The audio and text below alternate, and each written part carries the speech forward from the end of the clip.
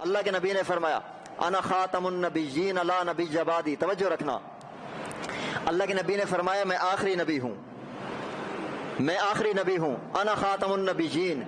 پوری امت کے مسلمانوں کا عقیدہ ہے کہ ہمارے نبی کے بعد کوئی نبی نہیں ہے، ہمارے رسول کے بعد کوئی رسول نہیں ہے، نہ بن سکتا ہے نہ بن سکے گا، نہ آیا ہے نہ آئے گا۔ جو آئے گا تو نبی کا امتی بن کے آئے گا، نبی بن کے نہیں آئے گا۔ نبی، ہمارے نبی کے بعد کوئی نبی نہیں ہے۔ اللہ کے نبی فرما رہے ہیں انا خاتم النبیین لا نبی بعدی، ابو داؤد میں حدیث پاک، اللہ کے نبی میں آخری نبی ہوں، میرے بعد کوئی نبی نہیں ہے۔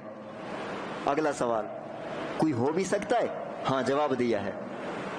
حضرت عقبہ بن عامر سے روایت ہے، اللہ کے نبی نے فرمایا لو کان بعدی نبی لکان عمر، میرے بعد بے شک اللہ نے مجھ پر نبوت کا دروازہ بند کر دیا ہے، مجھ پر رسالت ختم، مجھ پر نبوت ختم، میرے بعد کوئی رسول نہیں، میرے بعد کوئی نبی نہیں۔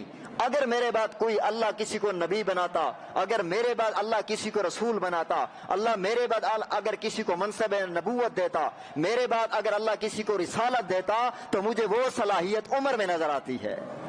میرے بعد اگر کوئی ہوتا، اللہ کسی کو بناتا تو حضرت عمر فاروق کو نبی بناتا۔ اب اگلی بات جو میں کرنے والا ہوں، حضرت عمر نبی بنے ہیں؟ کسی کی معلومات میں ہو؟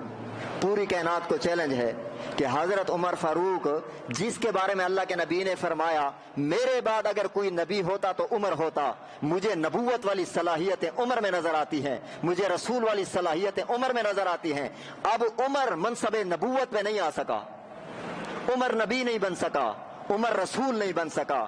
سبق دے گیا قادیانیوں، جس کے بارے میں اللہ کے نبی نے فرمایا میرے بعد اگر کوئی منصب نبوت کے لائق تھا، میرے بعد جو رسول رسالت کے اگر کوئی حقدار تھا، اللہ میرے بعد کسی کو بناتا تو وہ صلاحیتیں عمر میں موجود ہیں۔ جب عمر نبی نہیں بن سکا تو یہ قادیانی جھوٹا کیسے نبی بن گیا ہے؟